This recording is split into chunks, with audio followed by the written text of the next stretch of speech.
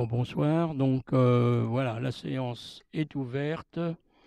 Bon, je rappelle qu'on est en captation vidéo, hein, que c'est donc retransmis sur la chaîne YouTube de la commune.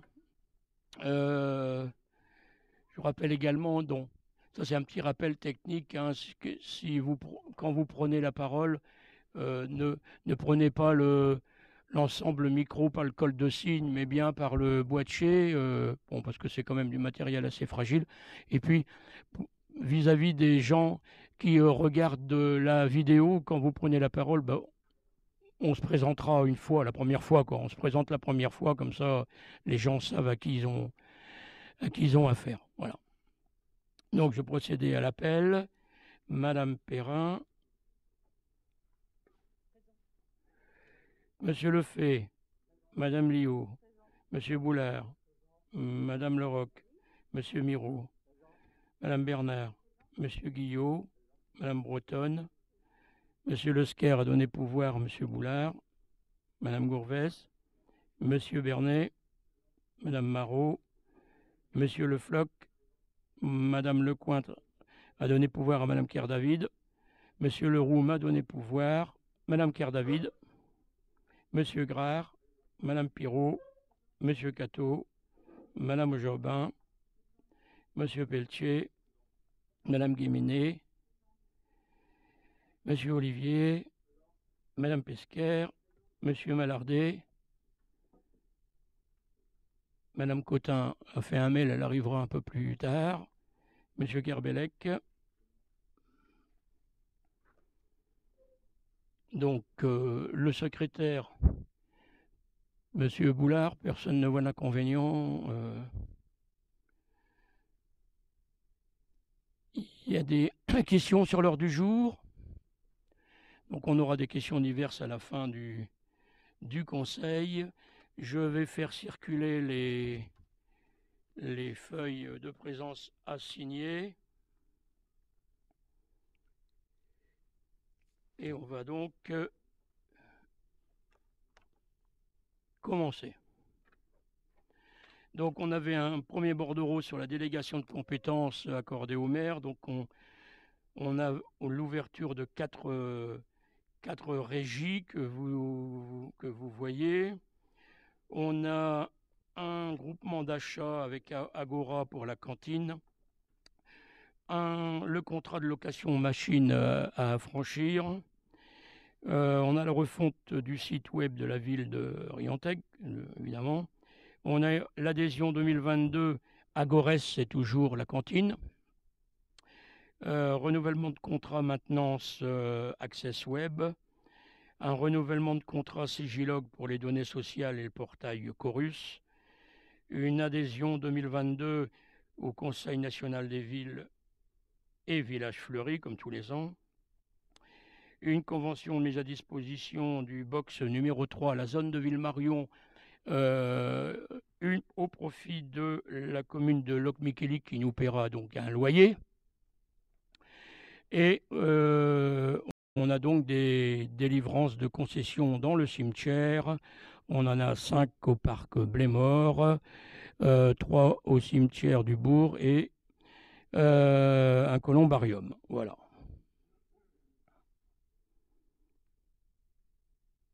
Bon, est-ce qu'il y a des questions là-dessus? Donc il n'y a pas de vote, hein, on prend acte. Ensuite, bordereau numéro 2, c'est les affaires culturelles. Fabienne avec une convention Blues en rade 2022.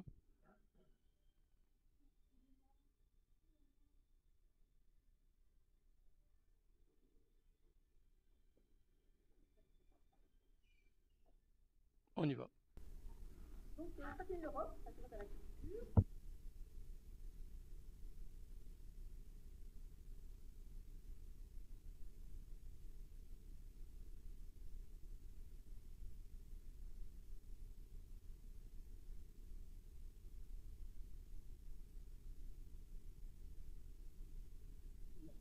Voilà, pardon. Voilà. Très bien. Je recommence. Donc, je présente la convention qui a pour objet de déterminer les conditions de coordination du festival Blues en Rade, qui se déroulera le 15, 16 et 17 avril 2022 sur le territoire des communes signataires et les participations financières des communes. Le montant de la participation de la commune de Riantec s'élève à 1 450 €. Initié en 2009 par la commune de Locmiquélic, le festival de blues est organisé chaque année par les communes de Riantec, Port-Louis et Locmiquélic en partenariat avec l'association Blues Rive Gauche, constituée en décembre 2014 pour soutenir l'organisation de ce temps fort musical et proposer une programmation. Les communes de Locmiquélic, Port-Louis et Riantec souhaitent continuer ce travail de partenariat avec les associations, mais aussi certains commerces, et pour cela mettre en commun leurs moyens humains et financiers afin d'organiser sur le territoire intercommunal le festival Blues en Rade 2022. Vous avez les dates donc des différentes rencontres, notamment celle de Riantec, qui se situera le vendredi 15 avril à 18 h au château de Kerduran et le dimanche 17 avril à 17 h en salle audiovisuelle à Riantec.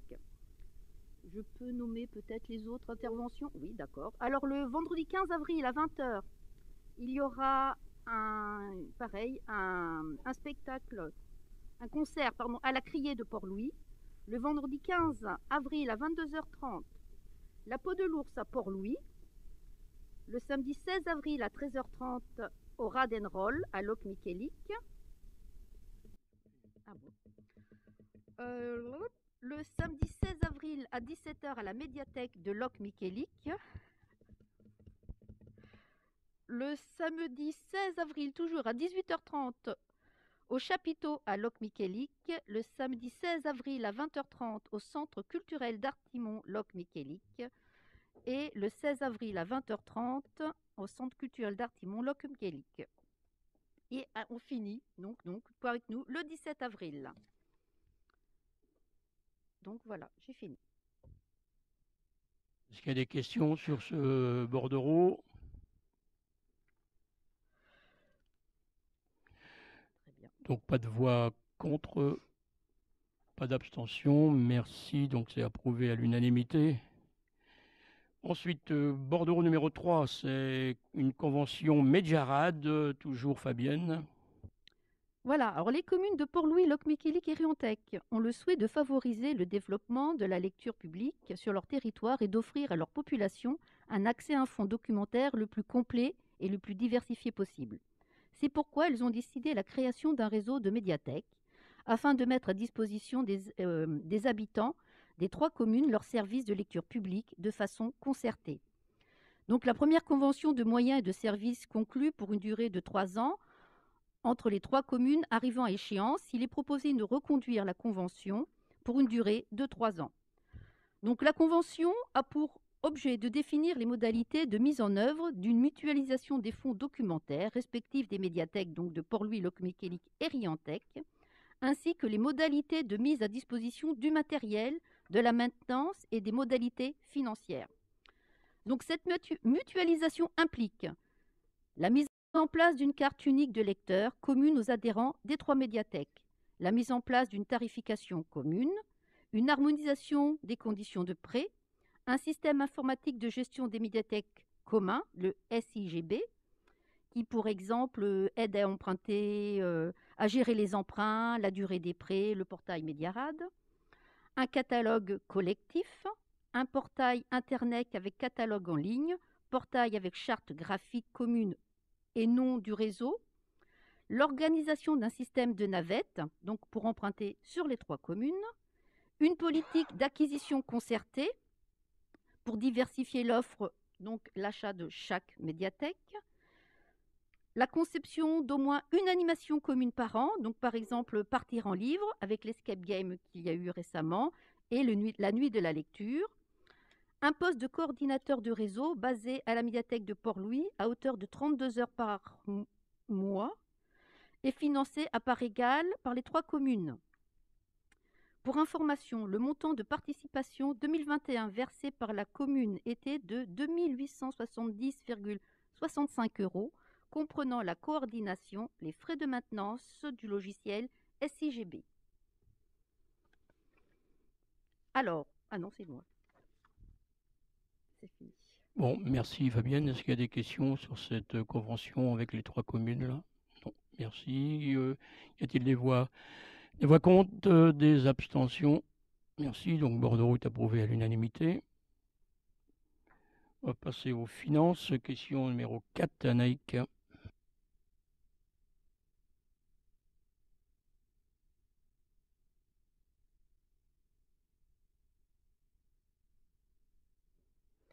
Donc Anaïk Bretonne, conseillère déléguée aux finances. Concernant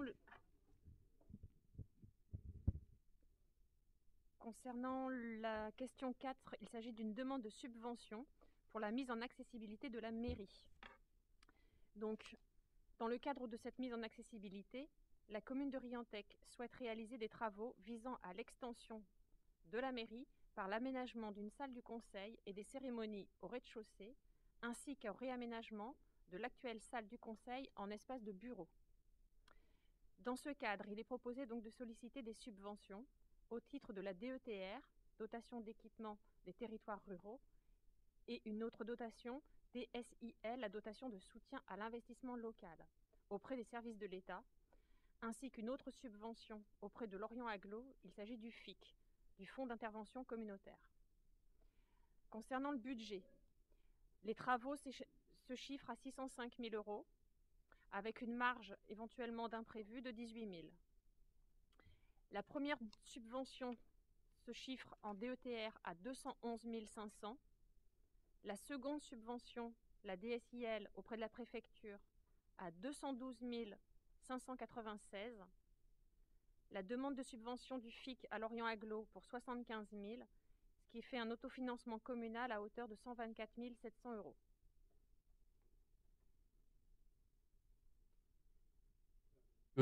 Je rappelle que le FIC, on a mis un montant de 75 000, mais on aura peut-être la bonne surprise d'avoir 100 000, puisque le FIC, c'est 100 000 mis à plusieurs critères, dont un critère, je dirais, d'intercommunalité et un critère aussi d'économie d'énergie. On jouera sur le critère d'économie d'énergie. Voilà, y a-t-il des questions là-dessus?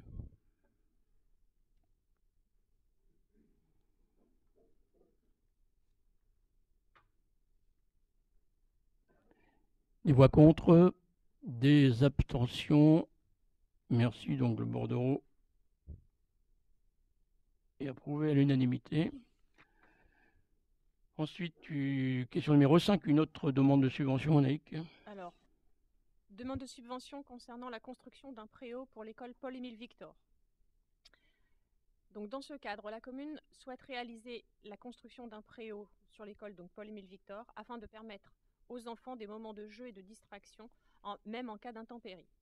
Dans ce cadre, il est proposé de solliciter également une subvention au titre de la DETR, donc dotation d'équipement des territoires ruraux, auprès des services de l'État.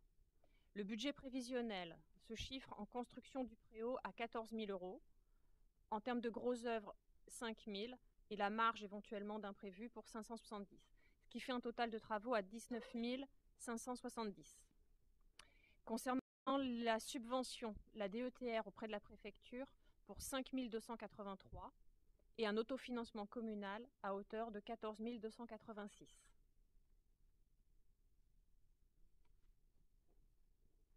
Il y a des questions sur ce bordereau pour la construction du préau? J'en vois pas, donc on peut passer au vote. Il y a des voix contre, des abstentions.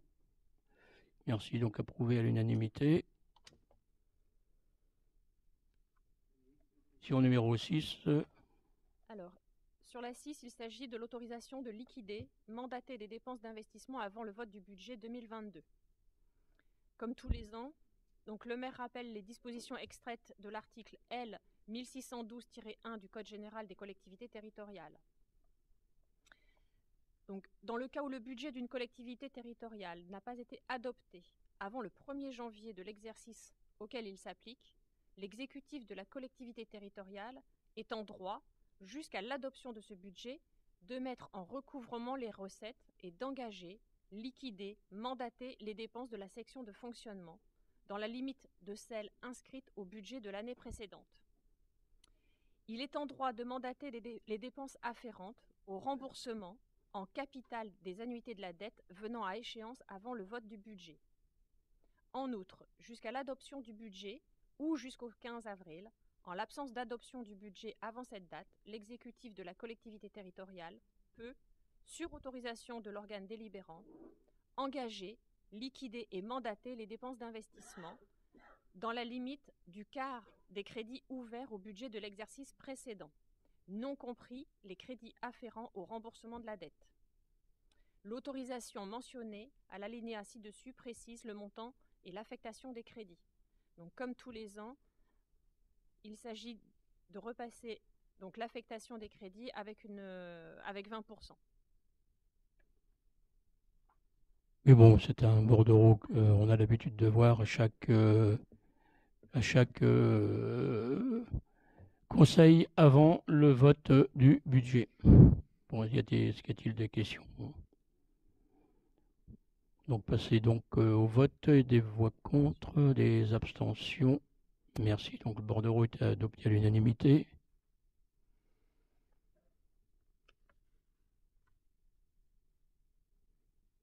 Laïc, prochain bordereau numéro 7, c'est le débat d'orientation budgétaire. Est-ce que tu peux rapprocher, peut-être en rapprochant ton verre? Oui, monsieur Olivier.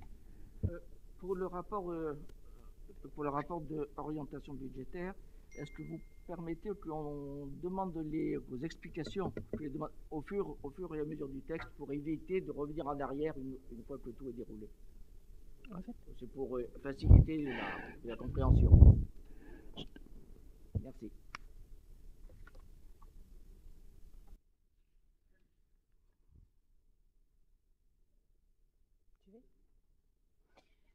Donc, concernant la présentation du débat d'orientation budgétaire, il est rappelé que la loi du 6 février 92 fait obligation d'organiser un débat d'orientation budgétaire dans les 2 mois qui précèdent le vote du budget.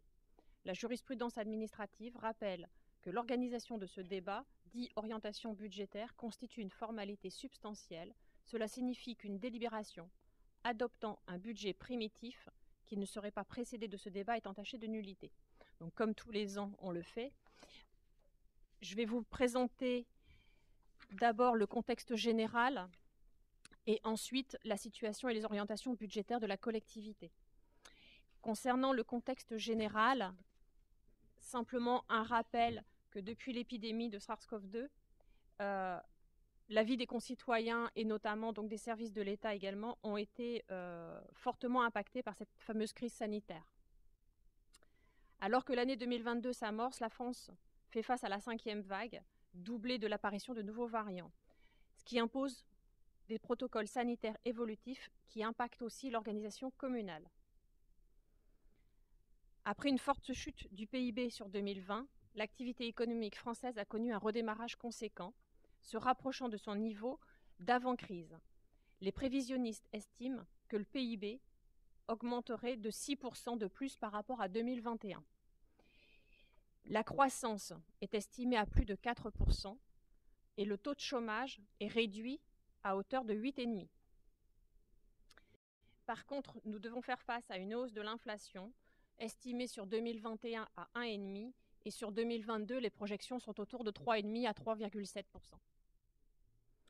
Alors même qu'en début de crise, l'État donc a affiché la doctrine du « quoi qu'il en coûte », avec un plan de soutien conséquent, il s'avère que les perspectives de reprise vont amener à se reposer la question du déficit public. Ainsi, en 2021, la dette publique atteint quand même 115,6% du PIB. On a un encours de dette publique à hauteur de 165 milliards d'euros par rapport aux prévisions de 2019. Ensuite, sur la situation globale par rapport aux dotations, l'enveloppe donc, de la dotation globale de fonctionnement a été maintenue à son niveau de 2021, soit 26,8 milliards, mais la stabilité ne signifie pas pour autant qu'il y aura un maintien de ces montants sur les budgets locaux, puisque en fait, en son sein, la répartition de cette dotation globale de fonctionnement entre les différentes enveloppes qui la composent entraînera forcément des variations. Il est pertinent de rappeler que 2 tiers de l'investissement public est réalisé par les collectivités locales.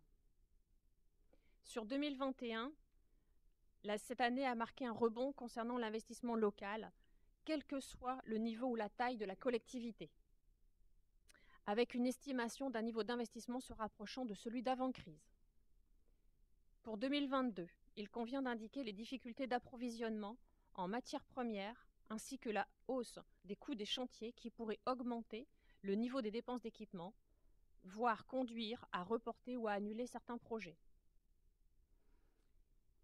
Le troisième volet, c'est concernant la situation de la collectivité. Sur cette situation, on constate un solde naturel déficitaire. La commune a enregistré 103 décès pour 33 naissances. Ceci dit... Juste une précision, madame, sur ce point. C'est pour la bonne compréhension des chiffres, hein, parce que je ne suis pas habitué à manipuler les chiffres. Vous dites dans le rapport qu'il y a 101 habitants nouveaux au total, toutes choses confondues, avec un solde négatif de manière 70, un solde naturel négatif de moins de 70. J'en dis donc que les habitants nouveaux sont de 171, 101 plus 270. Je viens juste de dire qu'on avait enregistré 103 décès pour 33 naissances. C'est le solde naturel. Oui. Le solde naturel, il est de moins de 70. Vous dites par ailleurs qu'il y a au total 101 habitants en plus Je l'ai pas encore dit. Commune. Oui. Malgré ce solde, ça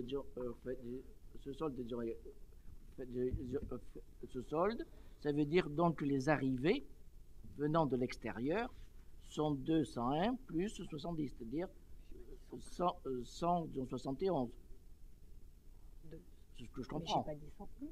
Ouais, on est bien d'accord. Oui, c'est ça. C'est-à-dire un peu moins de 3% de habitants nouveaux. Non, mais c'était pour une simple compréhension. Et puis, merci. D'accord. Donc la population globale de la commune est chiffrée à 5 965 habitants. Chaque année, on constate donc que la commune reste très attractive et attire de nouveaux habitants grâce à sa qualité de vie et ses infrastructures. Le développement permet de conforter l'augmentation des bases fiscales ainsi qu'une croissance des recettes fiscales. La commune doit également respecter la loi SRU et DALO qui impose donc aux communes 20% de logements sociaux. Concernant ce chapitre, au 1er janvier de cette année, la commune comptait un parc locatif social de 286 logements, soit 10,20% des logements à titre principal, contre 3,9 en 2011, donc il y a plus de 10 ans. Il faut quand même noter que certains logements sociaux n'ont pas été comptabilisés, notamment les logements afférents à l'hôpital, à l'Aubrière, la résidence Espacile et le lotissement Les Jardins de la Mer.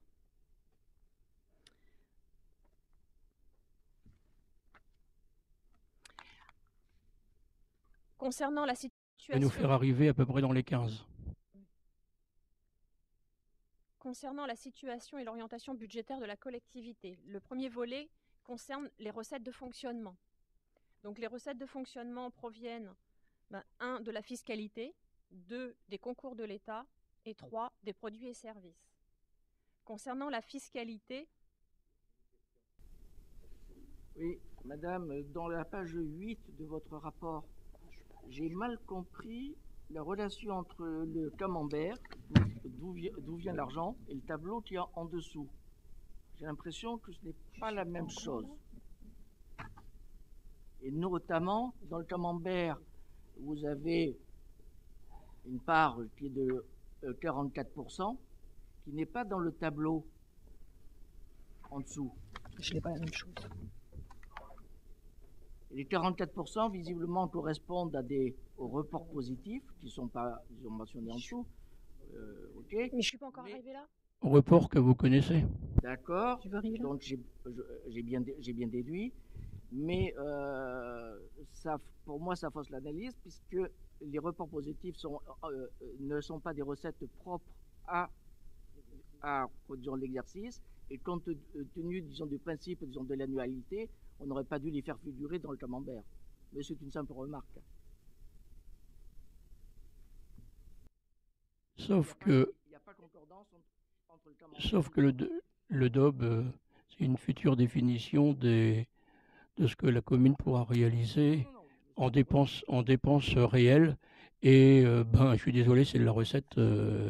C'est comme le report à nouveau, c'est pareil. Hein. Je vais apporter un point de précision, justement, c'est qu'effectivement, les éléments présentés à l'appui du débat d'orientation budgétaire sont réalisés en se basant sur des données budgétaires en cours. Il est donc possible que les chiffres diffèrent quelque peu du compte administratif définitif, ce que nous avons vu également en commission. Oui, non, mais je suis d'accord. Donc, d'autre part, donc les données, ce sont des dépenses et des recettes réelles. Oui. Donc, mais j'y arrivais. Je voudrais quand même préciser quelque chose, Monsieur Olivier, c'est que des fois je me demande à quoi servent les commissions, parce qu'en commission il n'y a eu qu'une seule question. Ou alors le fait que c'est projeté, ça sert de tribune. Je me pose la question. Non, mais des fois on découvre les documents en commission et le temps de les analyser. Bien. Quand même auparavant. Et puis, si j'ai bien compris depuis qu'on se connaît, vous connaissez parfaitement les finances, donc vous n'avez pas besoin d'avoir les documents une dizaine de jours auparavant.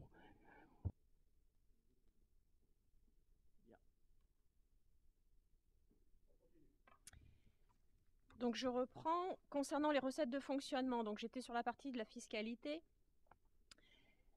La fiscalité est composée de 3 paramètres. Donc on a les taux d'imposition que la commune peut décider. Donc c'est un pouvoir de décision d'ici. Ensuite, on peut avoir une variation physique des bases, et ce n'est pas forcément la commune qui décide. Et la troisième variation, c'est celle qui concerne la valeur locative.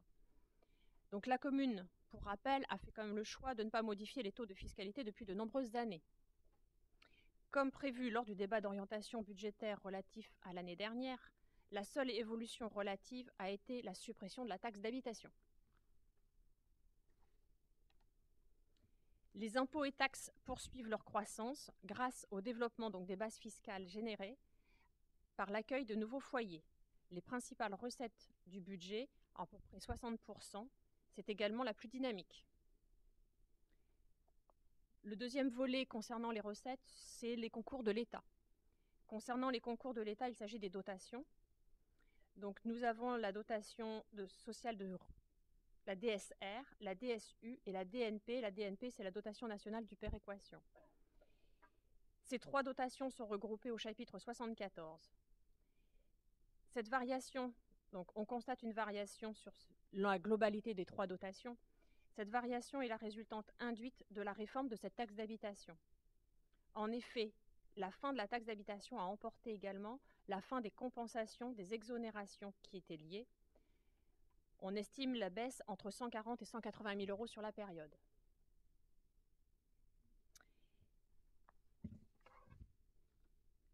Pour rappel, la DSR, et on a 3 fractions, la fraction centre-bourg, la fraction péréquation et la fraction cible. La commune a été classée donc au rang de 9931e commune. En 2021, il existe un risque de perdre cette dotation puisqu'elle concerne les 10 000 communes.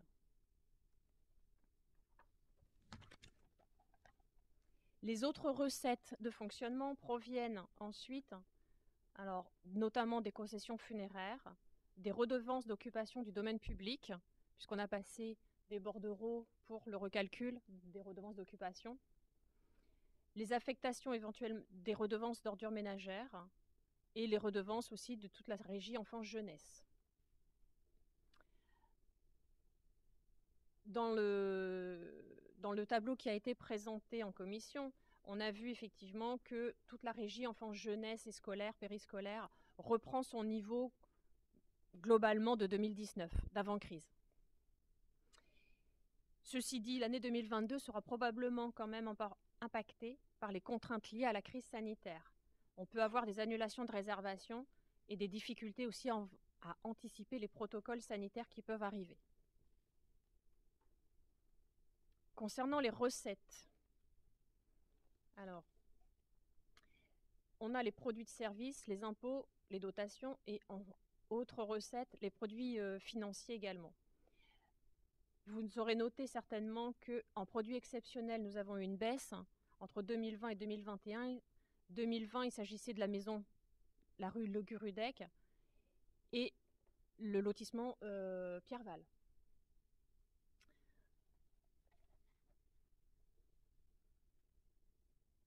La poursuite de la dynamique donc, des produits des impôts se poursuit.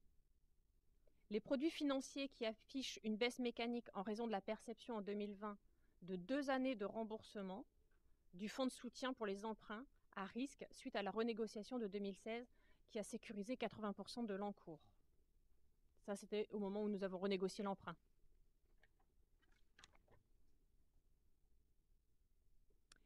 Ensuite, nous avons le chapitre des dépenses de fonctionnement, donc les dépenses de fonctionnement de la commune. À 42%, c'est la masse salariale. À 13,5%, c'est le remboursement de la dette. Et ensuite, autour de 16%, ce sont les charges générales de la commune. Les dépenses de personnel sont à hauteur de 2,4 millions sur 2020 et 2,368 millions sur 2021. Avant d'arriver aux dépenses de personnel, il y a une différence entre vos deux camemberts de la page 14 et de la page 15. C'est une chose qu'il faudrait analyser. Notamment, vous dites dans le camembert de la page 14 qu'il y a 10% de dépenses de meilleur équipement. Est-ce qu'il s'agit vraiment de meilleures dépenses de meilleur équipement ou est-ce que ce n'est pas des amortissements? Vous reparlez de dépenses d'équipement, or les dépenses d'équipement sont pas en fonctionnement. Est-ce que c'est pas un mauvais libellé? Est-ce que c'est pas plutôt les amortissements? Et d'autre part, si on regarde votre tableau sur les dépenses qui se montent à un total de 4 471, comparé aux recettes qui sont de 2 millions supérieures, ça laisserait penser qu'il y a un excédent de 2 millions. Et je pense qu'effectivement qu'il est surévalué, puisqu'effectivement, je l'avais fait remarquer en commission, là, monsieur le maire, ils ne sont pas mentionner la charge de manière amortissement. Ce qui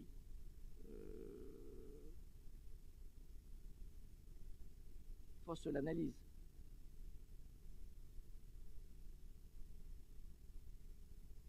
Les amortissements sont une charge, disons, de fonctionnement. Et indirectement, vous les mettez dans le camembert, mais ils n'apparaissent pas dans le tableau. Du moins, je le comprends comme ça.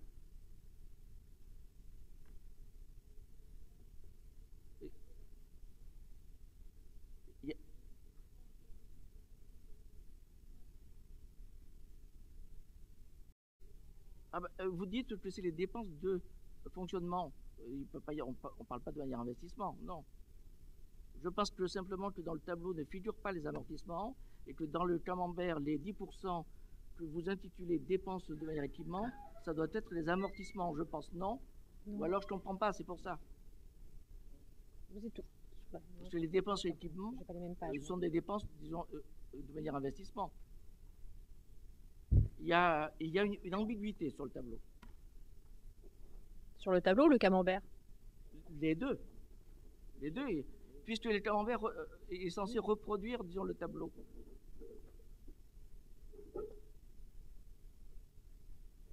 Je ne vois pas. C'est tout. C'est ça, hein? Dans le micro, parce que rapprochez-le si vous voulez bien. Merci. Je sais pas, je vois pas. On regarde, on donnera une réponse. Moi, je pense que c'est les amortissements qui ne sont pas mentionnés dans le tableau, qui font la différence, et que les 10% que vous appelez dépenses Non, mais là, de monsieur Olivier, l'équipement sont en fait... les en amortissements fait, ne sont pas une dépense réelle, c'est un jeu d'écriture comptable. Oui, ok. Mais il y a quand même une ambiguïté. C'est pour expliquer le tableau, sinon, effectivement. Après, c'est pas simple, je le conçois, mais...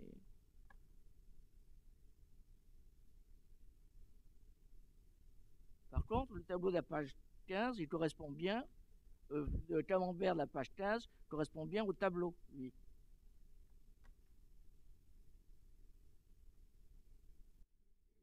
Comme précision sur le camembert où va l'argent en 2021, ce sont les grandes masses du budget.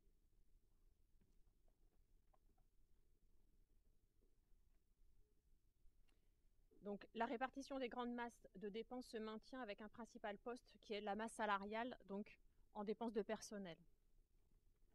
Les dépenses de personnel représentent 42% du 42,50%. Nous avons, enfin vous l'avez vu sur les tableaux, des effectifs avec la caisse en fait des titulaires et des contractuels. On avait noté lors de la présentation des dépenses de personnel que le forfait mobilité de 200 € que les agents peuvent demander n'a pas été pris en compte pour l'instant sur 2021. Donc ces allocations seront versées sur 2022. Donc il y aura un impact au niveau de la masse salariale. 12 agents ont demandé ce forfait mobilité.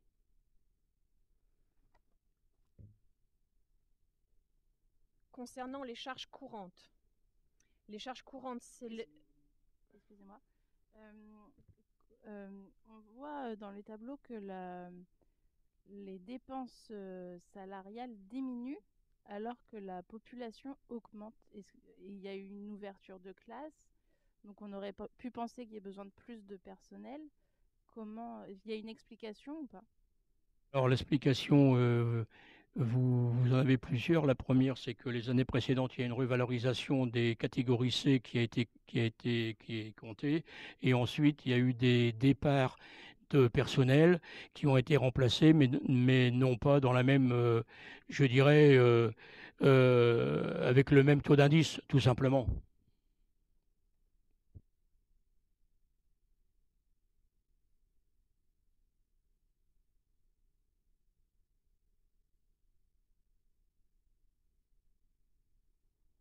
En charge de personnel, certains éléments finissent d'être chiffrés aussi et on sera légèrement au-dessus au niveau de la masse salariale. Les éléments ne sont pas complètement définitifs non plus. Donc concernant les charges courantes s'élevaient sur 2020 à 723 000 € et sur 2021 à 718 000.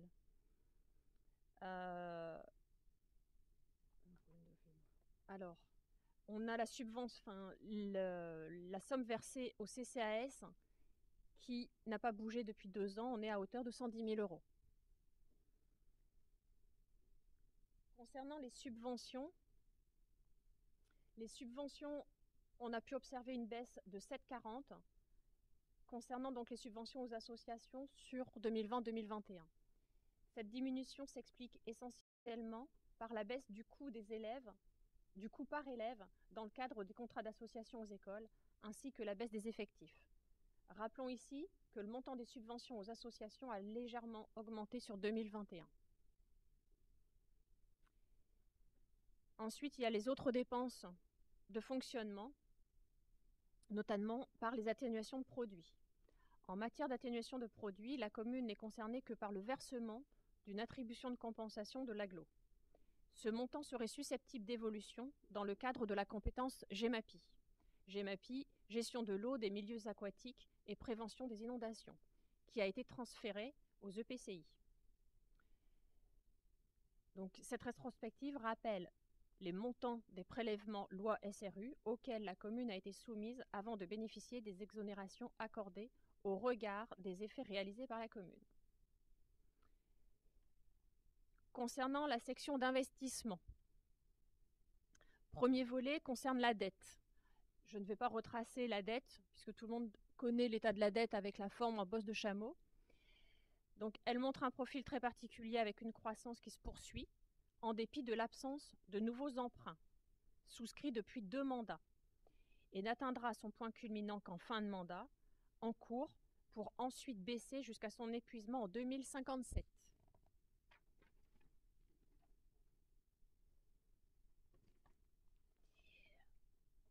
Simplement un rappel concernant donc l'endettement. L'endettement en milliers d'euros par habitant a fortement chuté. En 2017, nous étions à 1 750 euros par habitant. Sur 2021, nous sommes à 1 360 euros. L'annuité de la dette représente 500 000 euros. Parce qu'on l'oublie assez souvent qu'en 2008, la dette était de 15 millions et qu'on dépassait par habitant plus de 2 000 euros. Sans souvenir. Parfois, on oublie vite.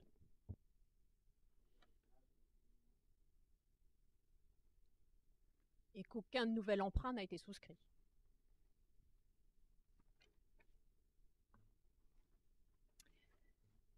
Concernant donc les recettes d'investissement, ces recettes sont constituées essentiellement des subventions perçues, du FCTVA, donc c'est du fonds commun, je me mélange les pinceaux, c'est du fonds de remboursement de la TVA, et de la taxe d'aménagement et des cessions.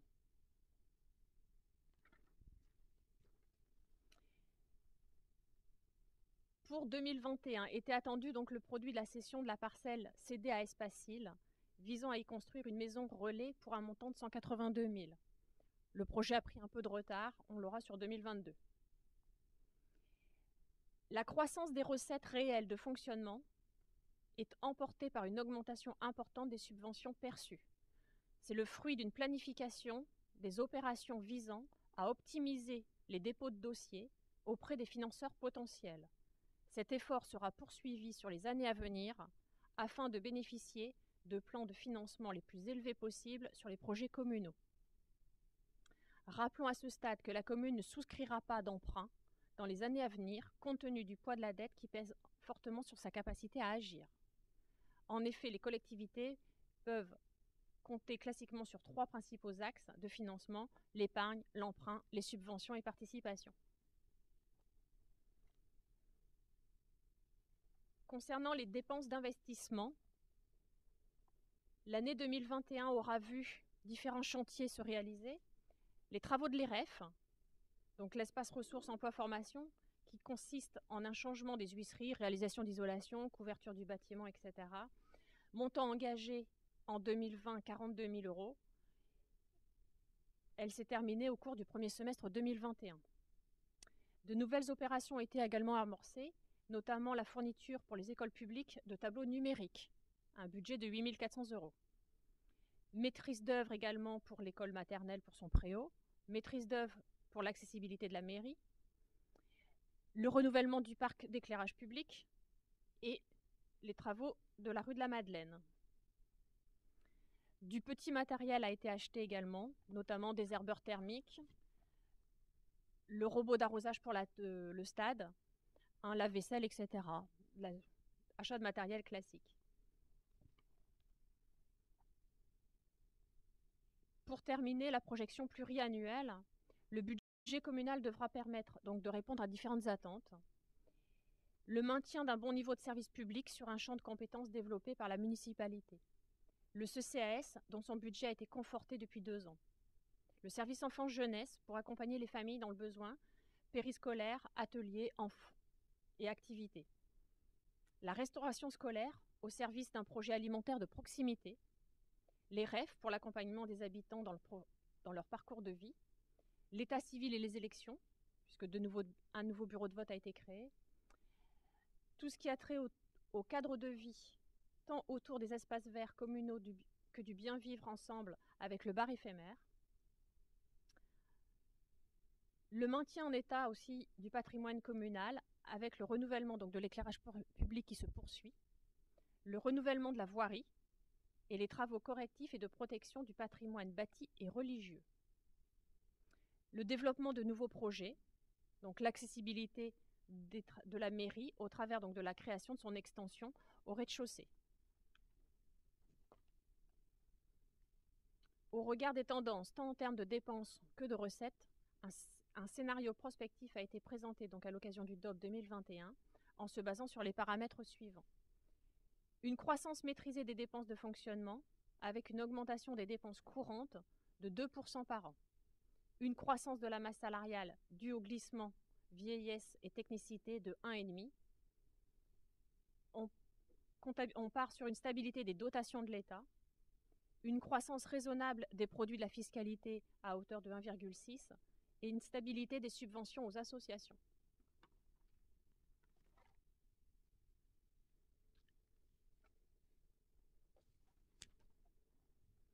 Le scénario permet de s'assurer de conserver un excédent global de clôture permettant de faire face à des opérations ou événements imprévus, au franchissement de la barrière de l'emprunt structuré éventuellement, à envisager une renégociation de cet emprunt structuré en fonction du contexte s'il était plus favorable, d'envisager un mandat suivant, étant entendu que la courbe de désendettement n'aura pas encore abordé sa descente, ne permettant pas un recours raisonnable à l'emprunt avant les années 2030. Ce scénario permet d'envisager une relative stabilité de l'épargne nette qui, couplée à l'excédent global de gestion, permet de se projeter sur une dépense moyenne d'investissement en augmentation par rapport à la projection passée.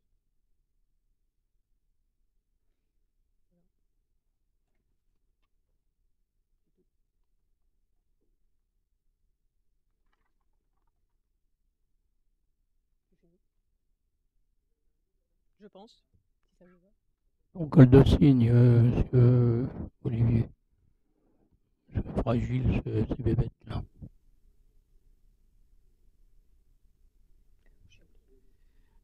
Donc, une remarque en général, et notamment sur les projections, puisque c'est ça qui nous intéresse ce soir, puisqu'on est plutôt dans les orientations. Je me réjouis que vous écriviez que vous voulez maintenir un bon niveau de service public, que vous voulez entretenir le patrimoine de la commune, que ce soit les bâtiments ou la voirie.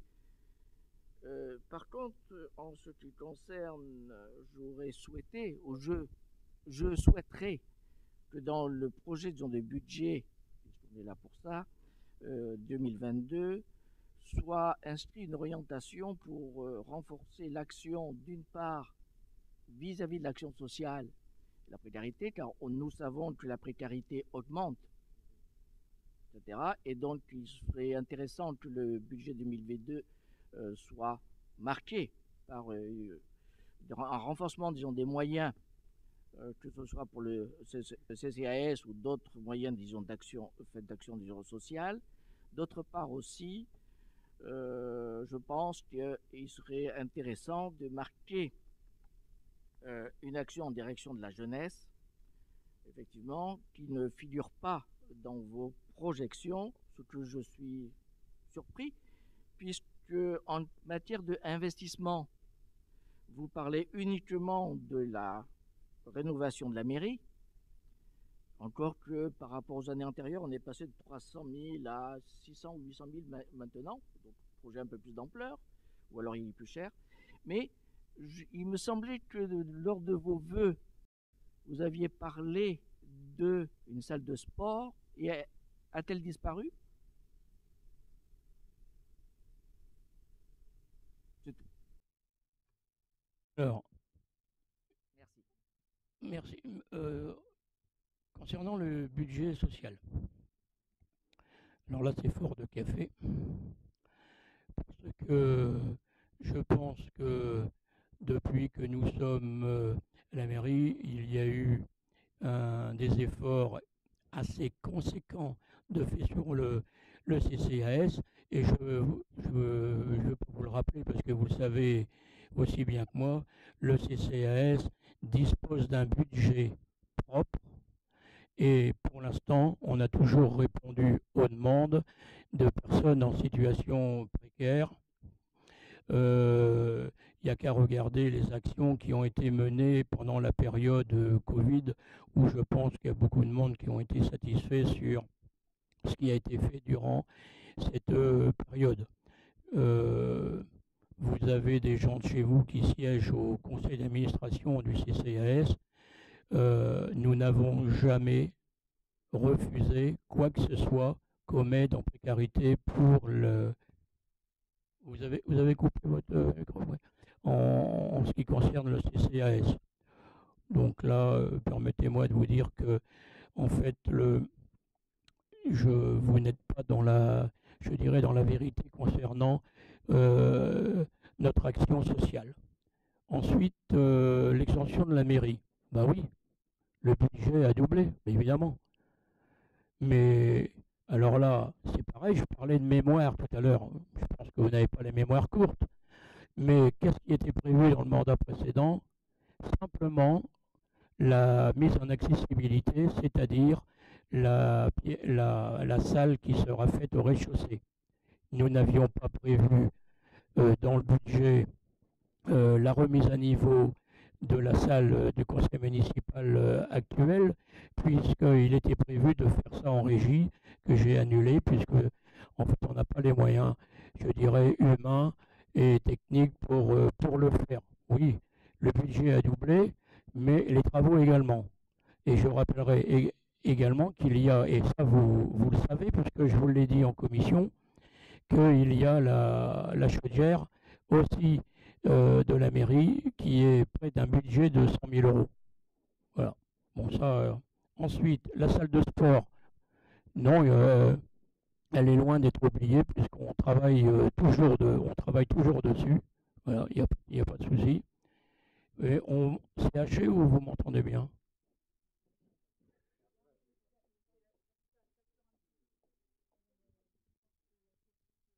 C'est trop près? Alors, il y en a qui sont trop près, d'autres trop loin. Là, c'est mieux, là? Bon, donc la salle de sport, il n'y a pas de problème. On réfléchit toujours à ce sujet-là, il n'est pas abandonné. Voilà. Et le service enfance-jeunesse n'est pas oublié non plus, puisque d'ailleurs, je pense qu'on doit répondre à la demande, puisque les communes de Locmiquélic et les communes de Port-Louis veulent nous rejoindre. S'ils veulent nous rejoindre, c'est effectivement, on développe quelque chose pour cette tranche d'âge. Voilà ma réponse aux questions. Une seule remarque, monsieur le maire. Je me réjouis que la salle de sport existe toujours, mais il fallait le préciser puisque elle n'était pas écrite là. Vous connaissez ma prudence. Bien sûr. Ensuite, en ce qui concerne l'action sociale, je ne parlais pas du passé, dont je vous sais mais je parle que effectivement la précarité risque d'augmenter et qu'il fallait sans doute prévoir des actions supplémentaires et donc peut-être réfléchir à l'augmentation des moyens alloués. Je ne parlais pas du passé, mais du futur. Oui, mais regardez, si ma mémoire est exacte, on doit mettre 50 000 € au CCAS et j'ai toujours dit au CCAS que s'il y avait des nouvelles actions, bon, d'où vient l'argent du CCAS, sinon le budget principal. Donc, si le CCAS n'a jamais manqué de rien, je vous dis, s'il y a besoin d'aborder le CCAS, ça sera fait bien évidemment, et il y a de nouvelles actions qui vont être mises en place concernant, je dirais, tout type de personnes. Hein. Il n'y a pas non plus que la précarité, il faut penser aussi aux personnes malades, aux personnes handicap, voilà, au reste. Voilà. Pour rappel, le budget du CCAS peut être abondé aussi par délibération en cours d'année, s'il y avait besoin. Et au niveau social, il y a aussi tout le volet de l'ERF. N'oublions pas, je rebondis un peu sur ce que tu dis là. Le CCAS, en fait, n'a jamais été déficitaire jusqu'à maintenant, alors qu'on répond à toutes les actions. Hein. Voilà, donc Moi là-dessus, il y a pas de souci. Question sur le DOB là, ou des propositions, oui, enfin c'est, ou d'intervention. Voilà, bien sûr. Mais c'est pour ça que je pose la question, y a-t-il d'autres interventions? Bon, en fait, on vote pas le DOB, hein, je le rappelle. On vote le fait qu'il a été présenté en conseil municipal, hein. Donc on va donc passer au vote. Il y a des voix contre, des abstentions. Merci. Donc c'est à l'unanimité. C'est un peu pénible ce micro. Bon, question numéro 8, Nathalie.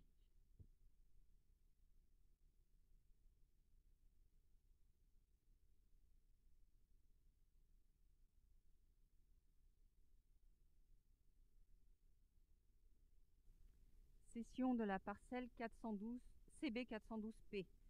Le propriétaire de la parcelle cadastrice CB 411, située rue de la Concorde, a sollicité la commune pour l'acquisition de la parcelle CB 696, nouvellement arpentée et issue de la division de la parcelle CB 412P et d'une superficie de 73 mètres carrés. Il s'agit d'une cession immobilière. Donc, cette opération a été soumise à l'avis préalable des services du domaine. La valeur vénale du bien immobilier est estimée à 13 870 €. Il est proposé une cession pour un montant de 180 € le mètre carré, soit un montant total de cession de 13 140 €. Il est également proposé de rétrocéder gratuitement la parcelle CB 699 d'une superficie de 4 mètres carrés correspondant à l'emprise du mur rénové suite à la démolition du bâtiment mitoyen à la maison d'habitation située sur la parcelle CB 411.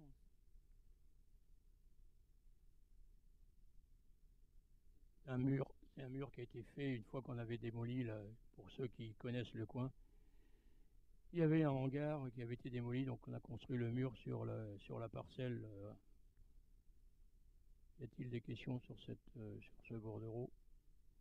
S'il n'y a pas de questions, on passe au vote. Il y a des voix contre, des abstentions. Merci. Donc.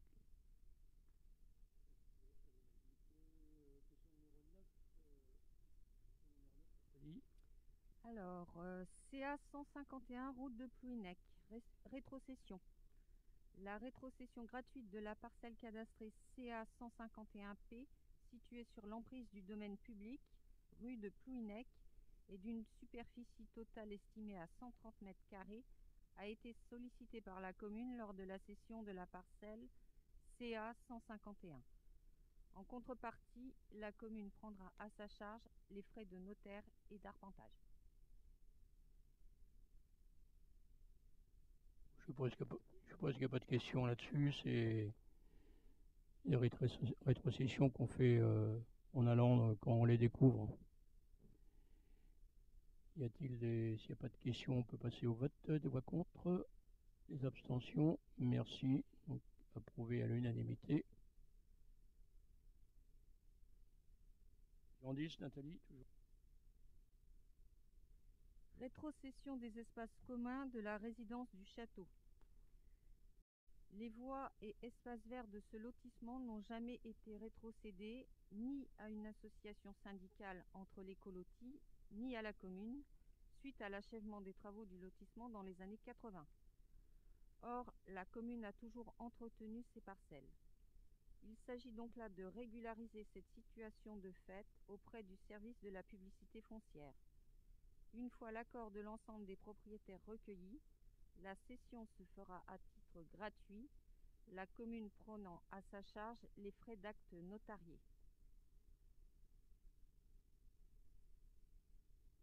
Je ne vais pas nommer toutes les... Non, c'est une régularisation de lotissement. Y a-t-il des questions là-dessus? Bon, on peut passer au vote. Des voix contre, des abstentions. Merci.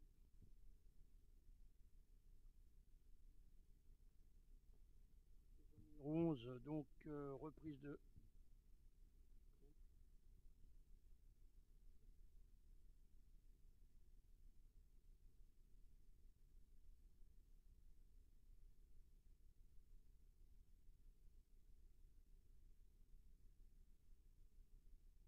Numéro 11, oui, j'ai oublié de préciser que dans le Bordeaux, on fait bien me rappeler, hein, dans le Bordeaux précédent, j'ai oublié de préciser que comme c'est mon coin, là, je ne participe pas au vote. Voilà. Question numéro 11, reprise de concession en état d'abandon. Donc, vous savez que la commune a la possibilité de reprendre des concessions, hein, qui sont en mauvais état ou en état d'abandon. Donc c'est une procédure qui est assez longue, hein, puisqu'on doit effectivement vérifier qu'il n'y a personne qui vient fleurir la tombe ou vient se recueillir. Voilà. Donc ça a été la procédure. Le premier constat a été fait en 2018. Hein, parce que l'aspect d'abandon avait été reconnu à cette époque-là. Donc je rappelle qu'à chaque fête religieuse, il y a donc quelqu'un de chez nous qui va voir s'il n'y a pas de, si c'est fleuri, pas fleuri, donc il reprend des photos. Donc 3 ans après, il y a un autre constat qui est fait. Donc il a été fait le 25 novembre 2021.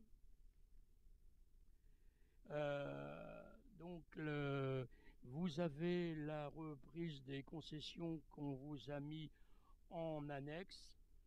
Bien évidemment, les familles qu'on a pu retrouver ont été bien sûr avertis, et puis ils se sont également déplacés avec moi-même sur les lieux pour constater que la concession était en état d'abandon. Donc on en a 1, 2, 3, 4, 5, 6,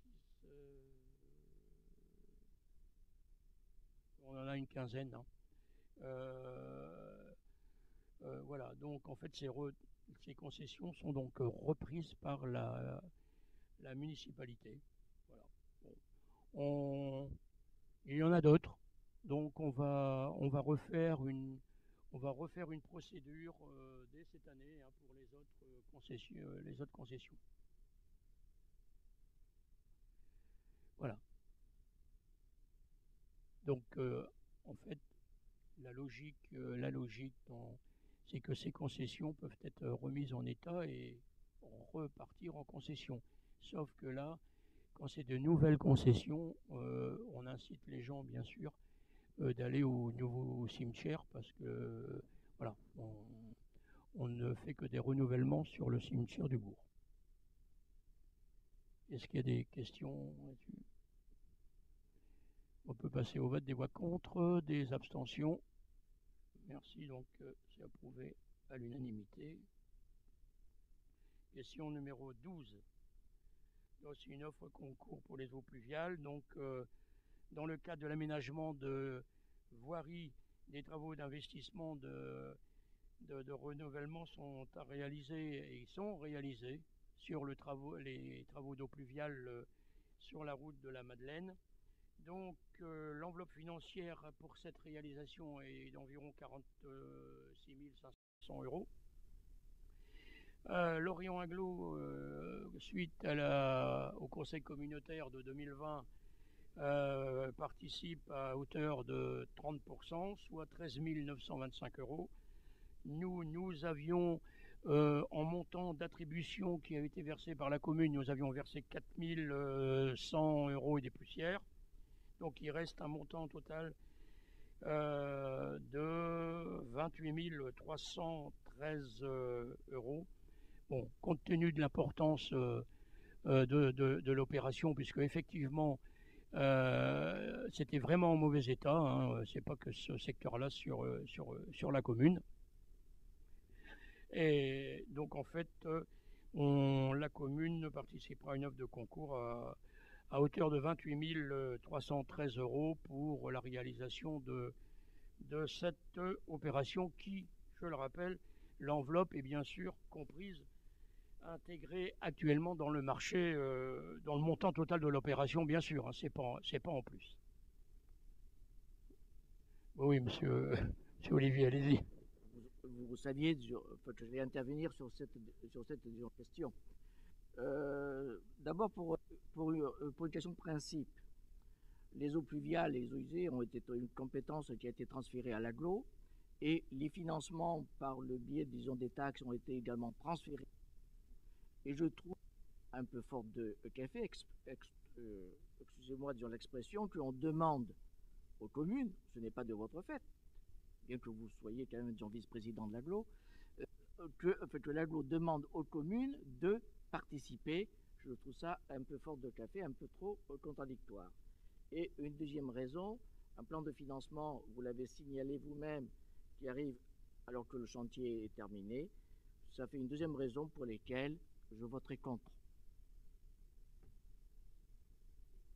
Pour la participation de l'agglo, je vous avais donné ma réponse en commission, vous la connaissez. Donc je dirais simplement que c'est une délibération qui a été votée à l'unanimité des 25 maires. Non, je vous le rappelle. Je vous le rappelle. Voilà, tout simplement. C'est que, a priori, ça devait convenir à tout le monde. Y a-t-il d'autres interventions? Donc on peut passer à vote des voix contre. Alors, deux voix contre, des abstentions, une abstention. Donc voilà, ce bordereau est adopté à l'unanimité. Enfin, à l'unanimité, pardon. 2 voix contre, une abstention, excusez-moi. Ensuite, question numéro 13, mise à jour du tableau des effectifs. Donc on a 2 modifications à faire.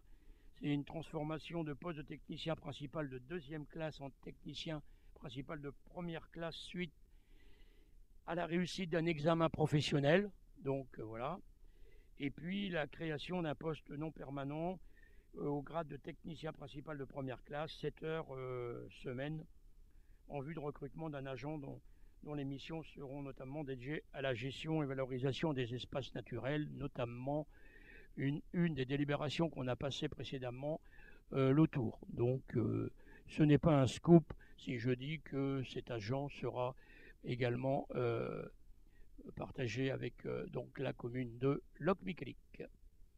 Voilà. Y a-t-il des interventions? Voix contre, des abstentions. Merci. Donc là, on est à l'unanimité. Question 14, Nathalie. Bilan de la concertation et arrêt du plan local d'urbanisme. Donc, premier point, projet de délibération portant bilan de la concertation. L'élaboration du plan local d'urbanisme doit s'inscrire dans une démarche de concertation avec la population, les associations environnementales et les personnes publiques associées. Le Code de l'urbanisme, et notamment son article L 103-6, prévoit à l'issue de la concertation une présentation de son bilan et une délibération du conseil municipal. Les modalités de la concertation dans le cadre de l'élaboration du PLU ont été précisées dans la délibération du 31 mars 2017 prescrivant l'élaboration du plan local d'urbanisme de la commune selon les modalités suivantes. Organisation d'une réunion publique, notamment à la présentation du diagnostic, du PADD, projet d'aménagement et de développement durable, et avant l'arrêt du PLU. Mise en place d'une exposition, mise à disposition d'un registre et d'une boîte à idées à la mairie, possibilité d'adresser un courrier ou un courriel au maire et information dans la presse locale, affichage, publication dans le journal municipal. À l'issue de cette concertation, un bilan sera présenté au conseil municipal qui en délibérera et arrêtera le projet de PLU. Donc, conformément à l'article L.103-6 du Code de l'urbanisme, le bilan de la concertation est présenté au conseil municipal. Donc, la concertation s'est traduite par la mise en place d'une exposition publique visible dans le hall de la mairie, la mise en place d'un registre et d'une boîte à idées en mairie, une première réunion publique le 31 mai 2018, une deuxième réunion publique le 28 mai 2019, 2 réunions rassemblant les PPA, personnes publiques associées, et des réunions ponctuelles tout au long de la procédure. Donc, entre la fin de la phase enquête publique du premier arrêt de PLU en décembre 2019 et le deuxième arrêt de projet donc ce jour, l'exposition a été mise à jour et affichée en mairie depuis octobre 2021. Le registre et la boîte à idées sont toujours à la disposition du public en mairie. Une réunion publique présentant les nouveautés liées au diagnostic et aux objectifs de population affichés dans le PADD, redébattue le 8 juillet 2021, s'est tenue le 6 juillet 2021 en mairie. Les PPA ont été à nouveau invités à se réunir en mairie le 25 octobre 2021. Une nouvelle réunion publique a eu lieu le 17 février 2022. Pendant toute cette période, les élus et les services de la commune se sont tenus à la disponibilité des habitants pour répondre à leurs demandes, par la mise à disposition des documents communicables et consultables en mairie ou sur le site internet de la commune. La presse locale, le Télégramme et Ouest France s'est fait régulièrement l'écho des débats et de l'avancement de la procédure. Le lancement de la Donc, premier point, lancement de la procédure. Premier débat du PADD juillet 2018 et premier arrêt de projet. Première réunion publique 31 mai 2018. Première exposition publique du 1er avril 2018 au 17 juin 2019. Date du premier arrêt du PLU. Elle était également accompagnée d'un registre et d'une boîte à idées visible dans le hall.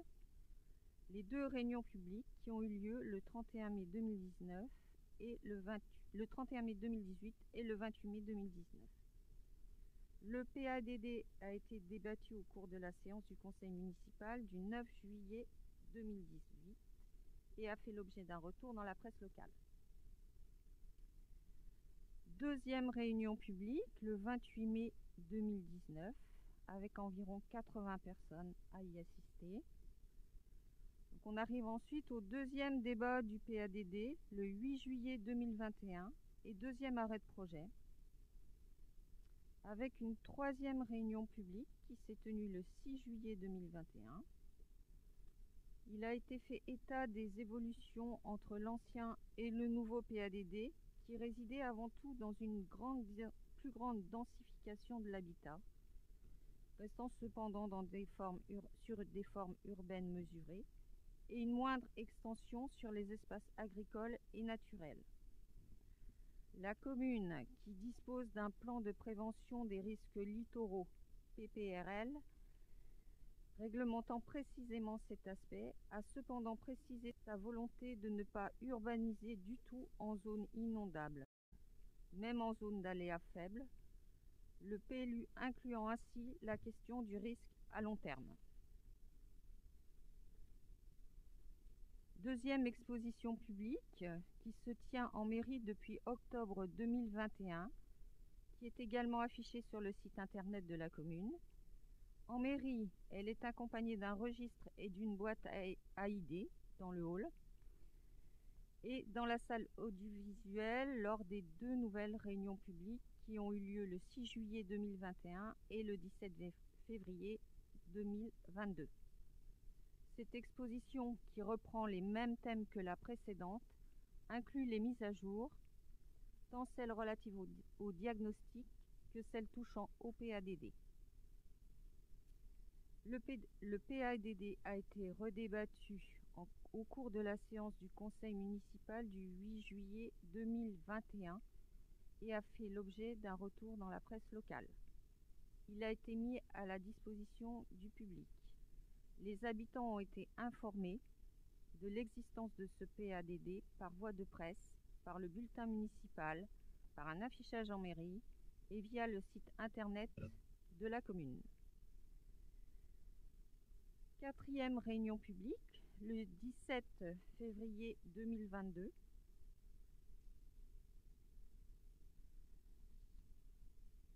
Environ 120 personnes ont assisté à la 4e réunion publique du PLU dans la salle audiovisuelle. Cette réunion a été l'occasion de rappeler aux habitants, à l'instar de la réunion du 28 mai 2019, les grands enjeux du territoire par thématique, les grandes orientations du PADD et leur traduction dans le projet de PLU.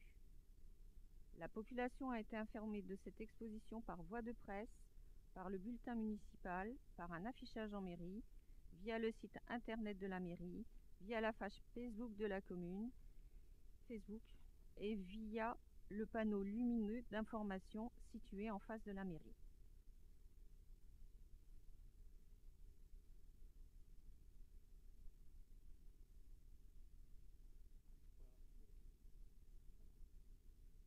Je précise que cette réunion n'a pas fait ressortir d'opposition au projet de PLU présenté, mais a suscité bien sûr quelques réactions, commentaires et débats. Dans la délibération d'ailleurs.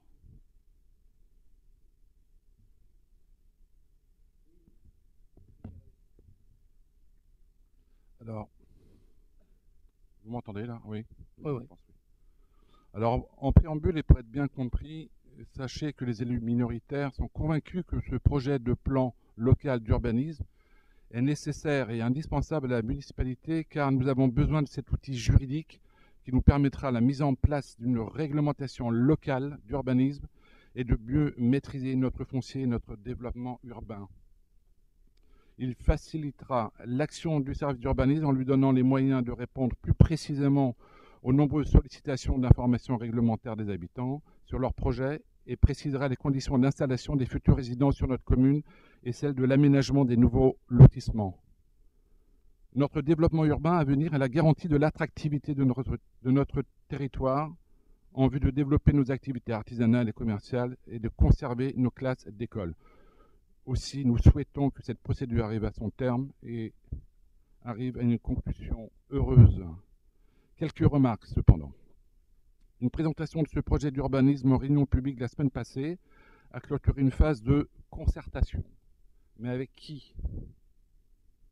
Dans l'exposé, vous avez rappelé que l'élaboration, je cite, l'élaboration du plan local d'urbanisme doit s'inscrire dans une démarche de concertation avec la population, les associations environnementales et les personnes publiques associées. Et de préciser plus loin, vous référant à la délibération du 31 mars 2017, la municipalité se réserve la possibilité de mettre en place toute autre forme de concertation si cela s'avérait nécessaire. Et c'est, il me semble, le point faible de cette étape dans l'élaboration de PLU. Il me semble effectivement que cela aurait été nécessaire. Les élus de la minorité, comme la population, ont découvert à cette occasion les grandes lignes d'un projet qui pourtant nous engage pour les 10 années à venir. En réalité, nous avons été qu'informés en commission de l'évolution de la procédure d'élaboration. Dans le groupe de travail, nous avons été consultés qu'à la marge et nous le regrettons.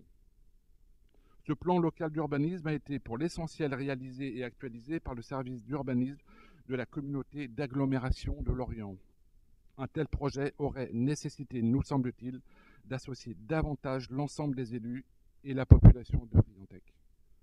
Car ce projet était déjà bien avancé et c'est pourquoi il n'a été que complété. Pourquoi, dans ces conditions, ne pas avoir constitué une commission extra-municipale qui aurait intégré des résidents volontaires, comme cela s'est déjà fait par le passé? Cette méthode aurait probablement pris quelques semaines, voire quelques mois supplémentaires, mais elle aurait aussi présenté des avantages. Elle aurait apporté un surcroît de légitimité, l'aurait enrichi de l'expertise des usagers. En lieu et place, il a été rédigé par des techniciens, certainement très qualifiés pour ce travail, mais dont l'approche, telle comme dans sa présentation aux réunions publiques la semaine passée, a été perçu comme un document purement technique. Où était l'urgence? Nous sommes persuadés que les résidents de Riantec se seraient approprié autrement ce projet avec une concertation plus large. Demain, il vous reviendra de mettre en œuvre ce PLU et de l'appliquer dans toutes ses dimensions avec des dispositions réglementaires complexes qui pourront parfois être source d'interrogation, voire d'inquiétude par les résidents. Les évolutions encore à venir de notre cadre de vie seraient, nous semble-t-il, plus facilement admises car mieux comprises si la population avait été associée à ce projet de densification de l'habitat dès son élaboration. C'est, il nous semble, une occasion manquée. Pour notre part et pour les motifs exposés ci-dessus, nous voterons contre ce bordereau. Merci de votre attention.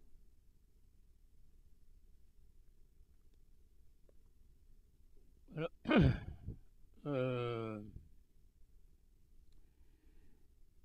sur l'élaboration du PLU, je voudrais quand même rappeler, quand vous parlez d'associations d'élus, je voudrais rappeler quand même que le PLU actuel qui va être arrêté est un PLU quasiment identique à celui qui avait été élaboré la fois précédente, et non pas qu'avec les techniciens de Lorient Agglo, parce que je rappellerai qu'il y avait deux membres de chez vous qui ont assisté à toutes les réunions, qui ont débattu, et même avec nous, à couteau tiré avec les techniciens, puisqu'on n'était pas toujours d'accord.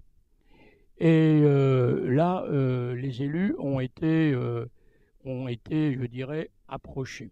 Ensuite, la population. Lors du précédent PLU, j'avais à peu près reçu une centaine d'administrés, parce que vous comprenez et que de toute façon, bien souvent, les rendez-vous que j'ai concernant l'élaboration du PLU, à 99%, c'est des propriétaires de terrain sur la commune. Cette année, entre mes rendez-vous, ceux de l'adjointe à l'urbanisme et ceux de l'agent en bas, il y a eu à peu près 110 rencontres. Bon. Ensuite, il y avait un registre à la mairie, où tout le monde, il n'y a absolument rien dans le registre. Il y avait une boîte à idées, il n'y a rien dans la boîte à idées. Et par contre, je me réjouis de la dernière réunion publique, parce que c'est bien la première fois qu'il y ait autant de monde intéressé. Et pour connaître quand même nos administrés depuis le temps, je peux vous assurer qu'à l'intérieur de la salle, je dirais qu'il y avait 70% des gens qui étaient déjà venus aux précédentes réunions publiques du dernier PLU. Monsieur Kerveleg, je ne peux pas vous laisser dire qu'il n'y a pas eu de concertation avec votre équipe. Je dis là, et d'ailleurs, à la délibération du 17 juin 2019, je peux reprendre les propos de M. Olivier. M. Olivier remercie le maire d'avoir permis à 2 représentants de la liste minoritaire de participer à la commission d'élaboration du plan local d'urbanisme et note que les remarques émises ont été prises en compte, toutes comme celles des personnes publiques associées. Donc on ne peut pas me dire que je n'ai pas fait participer l'équipe minoritaire. Voilà. Et je l'avais annoncé, donc ce PLU a été retoqué, mais M. Olivier m'a fait également la même remarque sur la participation des administrés à l'époque. Hein. Ça, je le dis. D'ailleurs, j'avais fait la même réponse. J'avais fait la même réponse. Mais, et j'avais prévenu, j'avais dit, le PLU a été retoqué par la commissaire enquêtrice. On a eu 2 ou 3 réunions avec 2 membres de votre équipe pour présenter ce qui avait été changé entre le précédent et celui-là. Voilà. Mais il y a pas grand-chose, hein. C'est simplement, je dirais, le prorata d'urbanisation en extension par rapport à l'urbanisation intramuros. C'est ça le principal changement. Voilà. Mais c'est comme toute réunion publique, hein. Je pourrais même, vous savez, lorsque nous avons réalisé le SCOT en 2018, je rappelle quand même que sur l'agglomération, on est 200 000. On a fait 4 réunions publiques. Le plus grand nombre de personnes sur 200 000, on en a eu 8. Voilà. Et c'était dans les 8, il devait y avoir 6 agriculteurs. Voilà. Je fais donc la même réponse que j'ai faite en 2019. Intervention. Donc on va passer au vote. Des voix contre? Donc 1, 2, 3, 4 voix contre. Des abstentions? Donc c'est adopté avec 4 voix contre.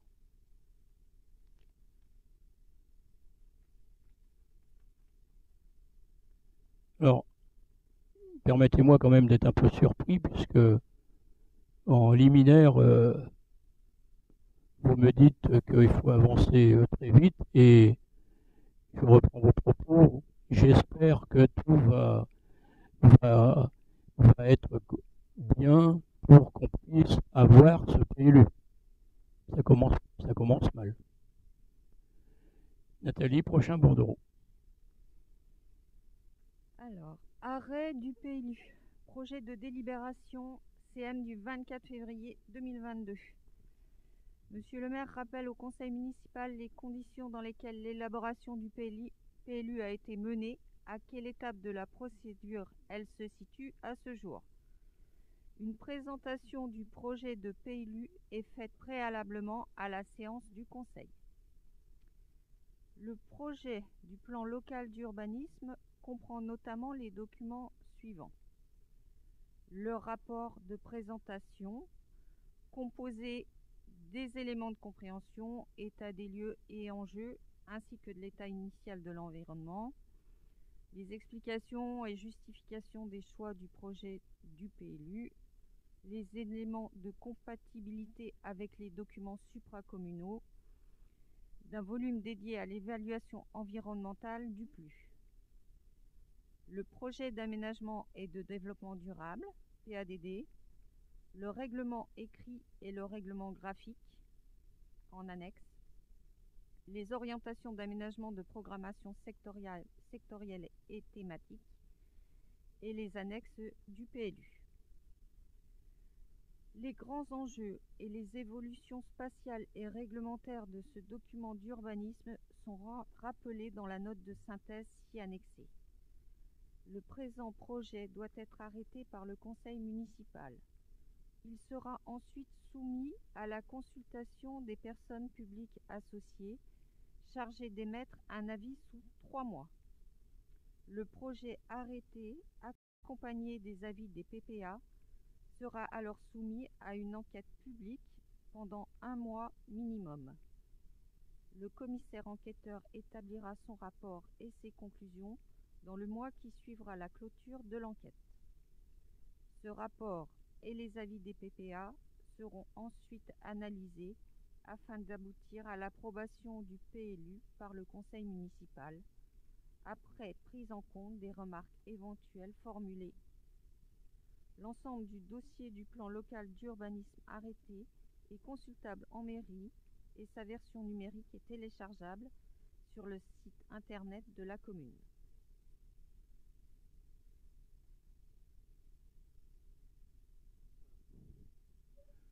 Bon, là, c'est une des étapes. Donc il y a eu le bilan de la concertation. Maintenant, il y a l'arrêt du PLU. Ensuite, il y aura l'enquête publique qui se déroulera juillet-août. Ensuite, on aura l'avis des PPA. Et ensuite, on passera à l'approbation du PLU en conseil municipal. Et comme vous disiez, monsieur Kerbalek, j'espère que nous irons au bout. Y a-t-il des interventions? Oui, allez-y.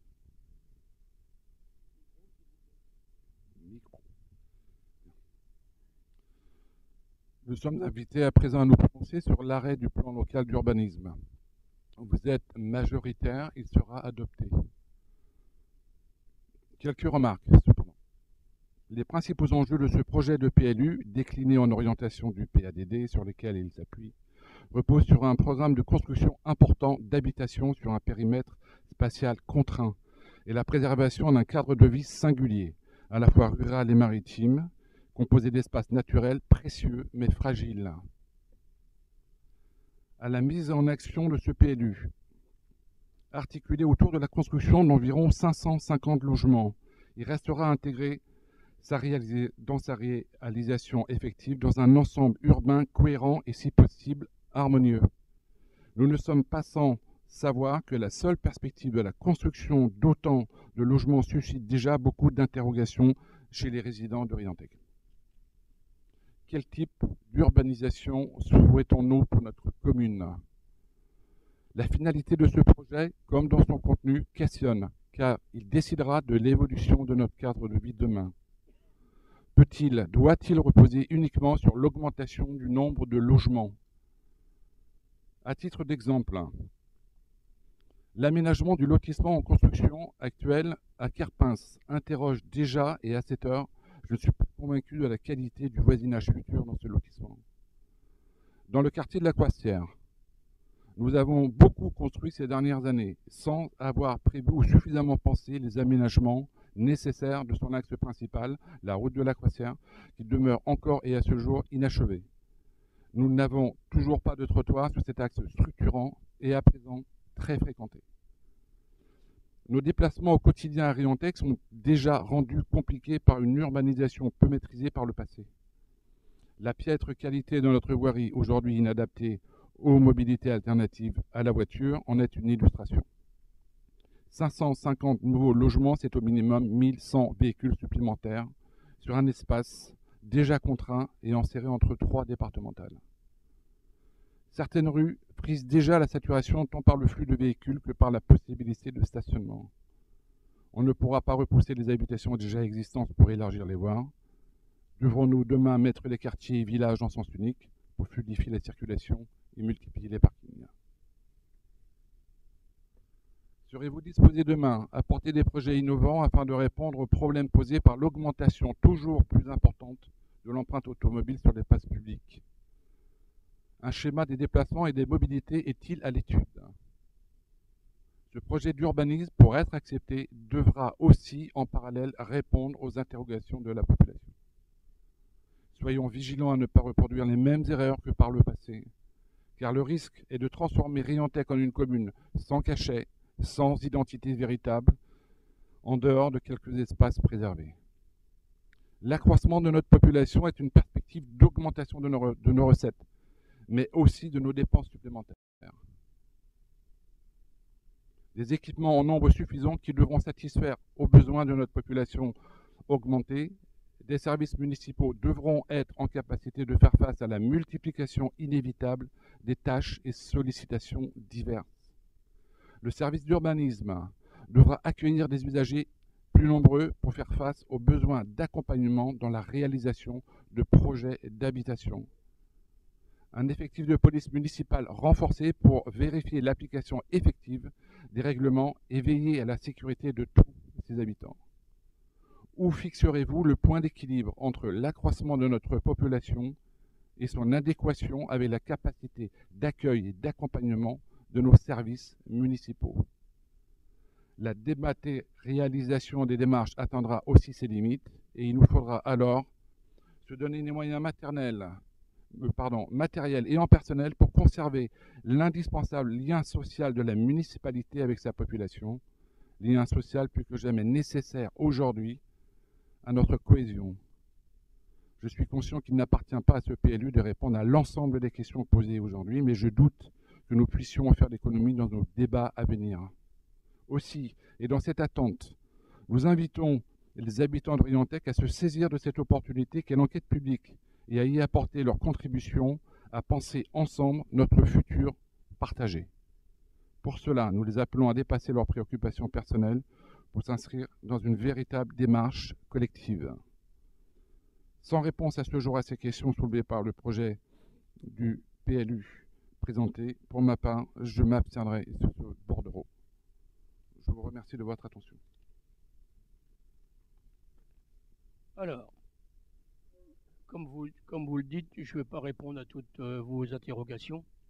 Néanmoins, concernant l'habitat, je vous invite à aller voir les OAP. Il y a les OAP thématiques et surtout l'OAP cadre de vie, où chaque OAP parle justement du cadre de vie à l'intérieur de cet habitat. Ensuite, oui, vous calculez vite, on n'est pas à deux personnes par logement. Déjà, on est 1,6. Déjà, ça diminue un petit peu. Et puis, malheureusement, il y a ceux également qui nous quittent et qui quittent la commune. Donc, on peut difficilement, mathématiquement, dire 550 par 2 égale 1100. Ça, c'est... Ensuite, vous parlez de mobilité, et ben, il y a un schéma de mobilité, bon, Christophe pourra en dire un mot, qui est en cours à l'agglomération. Et en termes d'accueil, et ben, on fait un peu le nécessaire. C'est pour ça qu'on réaménage un peu la mairie, parce qu'il va y avoir un peu de monde en plus. C'est pour ça qu'on réfléchit à un équipement sportif, parce qu'il y aura peut-être un peu plus de monde. Et en termes de scolarité, on a encore de la place. Hein. On a encore, dans les 3 écoles, ils ont encore de la place. Et quand vous parlez de cadre de vie, il y a quelque chose qui est passé un peu sous les radars, qui concerne Riantec justement en cadre de vie. Je vous rappelle le baromètre, le palmarès 2022, intitulé « Ville et village où il fait bon vivre », qui vient d'être diffusé. Bizarre, on n'a pas entendu parler. Si on avait été à la dernière place, ça c'est sûr que là, personne ne l'aurait oublié. Je fais un petit rappel. C'est un sondage national, toutes catégories socio-professionnelles, avec toutes les questions sur plusieurs thématiques. Transport, déplacement, santé, emploi, accueil scolaire, accueil jeunesse. Nous sommes sur le plan départemental, dans les catégories de villes de 5 000 à 10 000 habitants, on est 4e sur 25. On est 13e sur 250, tous stats habitants dans le département. Bon, après, les chiffres nationaux ne sont pas intéressants, quoique. Dans la strate 5 000, 10 000 habitants, on est 159e sur 1150. Et où on se situe sur les 34 827 communes de France, après ce palmarès, on est 859. Du coup, on est éligible au label village, ville et village où il fait bon vivre. Et là, toutes les catégories ont été interrogées. C'est un peu passé sous les radars. Mais effectivement, la gloriole, c'est pas mon genre. Y a-t-il d'autres interventions? Donc on passe au vote. Y a-t-il des voix contre? Des abstentions? 4 abstentions. Donc, comme vous dites, M. Kerbelec, effectivement, donc l'arrêt est voté.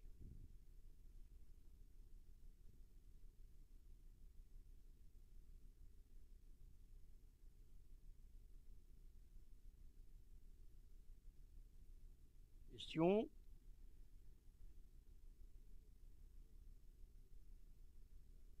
Très bien. Merci. Donc, en liminaire, donc, Madame Cotin, vous présenterez vous lirez les questions. Donc, pour la question 6, je vous demande, si vous voulez bien, de reformuler la question parce que je ne la comprends pas. Donc, est-ce que vous pourrez la reformuler un peu plus précisément? Nous répondrons au prochain conseil municipal avec un exemple. Hein, avec un exemple. Non, mais avec un. Non, mais je ne vais pas répéter. Je donne les réponses. Pas aux aujourd'hui, questions. du coup. Je la reformulerai pour le prochain conseil. Voilà, vous la préciserez. Et la question 7, pour la question 7, on répondra au prochain conseil parce que vous citez en fait le projet, vous savez, c'est le projet Atelier Couple. Vous citez que c'est porté par une élue municipale. Malheureusement, l'élue municipale, pour des raisons santé, elle est absente. Donc, elle vous fera une réponse au prochain conseil municipal. Je ne vais pas prendre la parole à sa place. Je la pose aussi au prochain conseil. Comment? Je la pose aussi au prochain conseil. Non, mais je m'en rappellerai au prochain conseil. Vous la poserez plus, on vous répondra au prochain conseil. Ok. Quand Madame Lecointe sera là. Allez-y. Première question. En décembre 2021, lors de la venue du président de Lorient Agglomération, des projets de panneaux photovoltaïques ont été abordés. Ces projets n'ayant pas été présentés et discutés en commission, pouvez-vous nous en dire plus? Oui, effectivement, 2 projets ont été abordés, un communal, un privé. Le privé, c'était totalement par information que j'ai donnée au président parce que j'avais reçu le directeur d'une grande surface qui va donc couvrir une partie de son parking en panneaux photovoltaïques. Donc ça, moi, c'est son problème.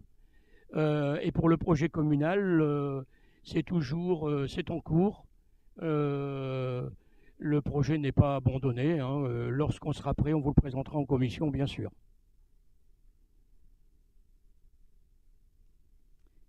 Deuxième question. Pour les travaux de l'hôpital, la commune avait prêté un terrain pour la mise à disposition d'un parking provisoire. Les travaux étant achevés, ce terrain nous est-il restitué? Avez-vous un projet d'aménagement sur ce lieu? Alors, sur ce terrain, il y avait une convention d'occupation avec le GHBS qui a été dénoncée fin 2021. Ce terrain restera en parking. Voilà. D'ailleurs, il est toujours utilisé. En attendant d'autres projets ou c'est définitif? Il restera en parking. C'était pas dans la question.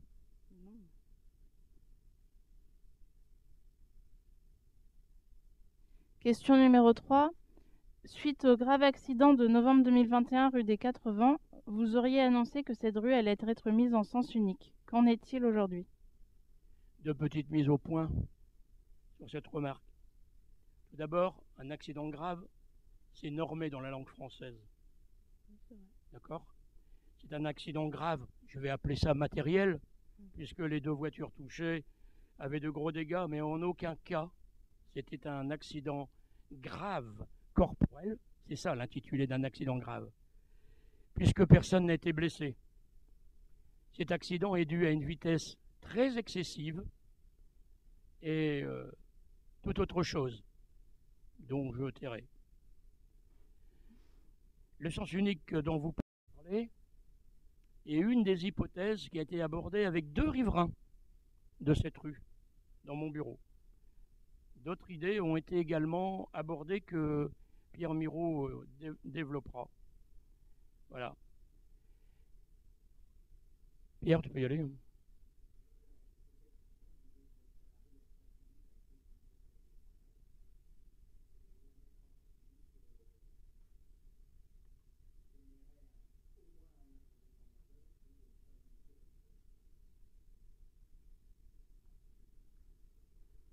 Voilà. Et puis j'éviterai, comme tout à l'heure, en fait, vous savez, j'essaie de concerter, je ne suis pas répressif, moi, mais j'éviterai d'appliquer une mesure coercitive à environ 250 ou 300 riverains suite, je vais appeler ça une erreur de conduite. Et je ne peux pas vous en dire plus parce que l'enquête de gendarmerie est toujours en cours. Voilà, donc nous travaillons sur la possibilité d'aménager des emplacements de stationnement après avoir réfléchi au sens unique.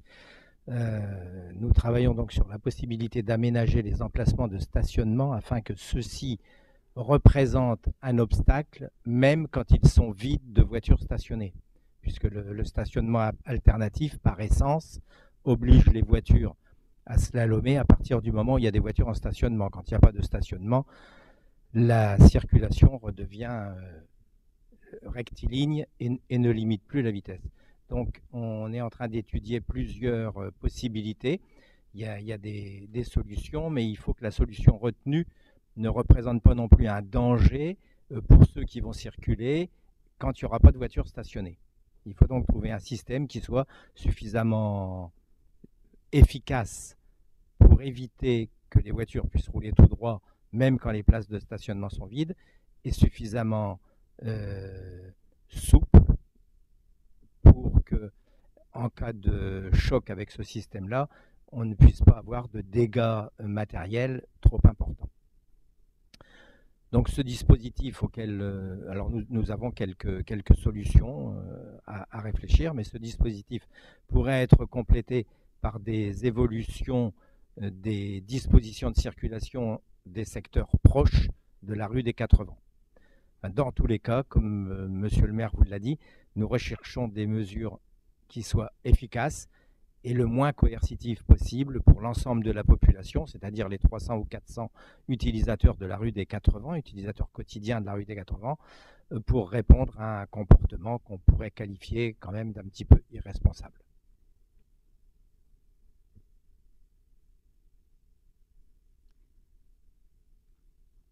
Quatrième question.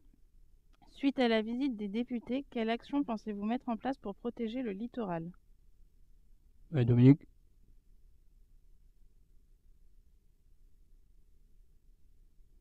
Alors, effectivement, vous évoquez la visite de Lionel Causse, notre député de la 2e circonscription des Landes, et président du groupe d'études littoral à l'Assemblée nationale, rapporteur de la loi climat résilience sur la thématique du trait de côte, et qui fait suite à une invitation de Jimmy Pain, qui lui donc est notre député du Morbihan. Je rappelle que le littoral est constitutif du domaine public maritime et la commune n'est donc pas en mesure de conduire elle-même et de son propre chef des opérations de protection du littoral. Par ailleurs, l'évolution du trait de côte est un phénomène naturel qui peut être accentué par les dynamiques de réchauffement climatique. Réchauffement climatique. L'esprit de la loi est davantage de protéger les populations et d'encadrer les activités et occupations du bord de côte pour limiter les conséquences de cette évolution du trait de côte, qui semble de toute façon inéluctable. À terme, ce recul du trait de côte sera intégré dans les documents de planification du PLU et du SCOT. D'ailleurs, on en a eu quelques exemples tout à l'heure, pouvant même aboutir à des restrictions d'urbanisation qui iront jusqu'à la préemption de biens situés dans ces zones d'aléas, ainsi qu'à la démolition d'ouvrages situés sur l'emprise du retrait de côte. Donc en gros, je ne peux rien vous dire de plus puisque nous ne menons pas directement les opérations du littoral.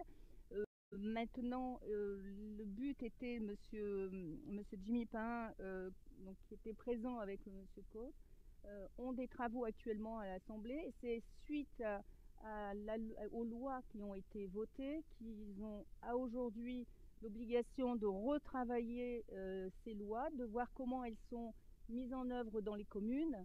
Et donc leur but était par rapport à ces travaux exposés qu'ils sont en train de faire, de venir voir. Et donc ils avaient dans la journée plusieurs points à aborder. Et donc sur Riantec, effectivement, nous sommes allés les accompagner pour leur montrer, nous, les dégâts que pouvaient occasionner les éléments naturels. Mais aujourd'hui, on intègre ces réflexions dans nos PLU et donc on travaillera évidemment de concert avec ces réflexions. Voilà, monsieur le maire. Il est venu se déplacer pour faire un constat, tout simplement, hein.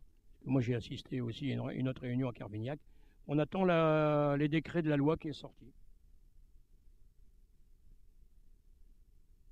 Question 5. Depuis plusieurs jours, il semble qu'il y ait eu quelques intrusions dans des maisons d'habitation. Pouvez-vous nous en dire plus? Oui, je suis informé par la gendarmerie, hein. On a eu une réunion pas plus tard que la semaine dernière. Vous savez, le bilan des interventions, on n'est pas la commune la plus touchée. Bon, il ne faut pas s'en glorifier non plus. Mais c'est stable, hein, vous savez. J'ai noté 17 cambriolages en 2021, 21 en 2020. Pardon, 17 en 2020, 21 en 2021. Ils vont faire des patrouilles un peu plus serrées. Quand vous lisez la presse ce matin, vous en avez 4 à Gestel en même temps. La gendarmerie, bon, en plus, sur les cambriolages dont vous parlez, je connais, c'est près de chez moi. Là, c'est pareil, hein. L'enquête est en cours, hein. Bon, donc... et mes pouvoirs de police ne vont pas jusqu'à là.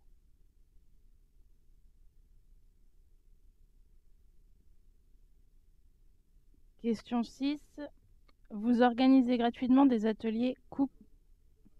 Ah bah, j'ai demandé si je la lisais quand même, on m'a dit oui. Donc je la lis pas. Non, mais je la lis pas, je passe à la dernière. Ouais, ok.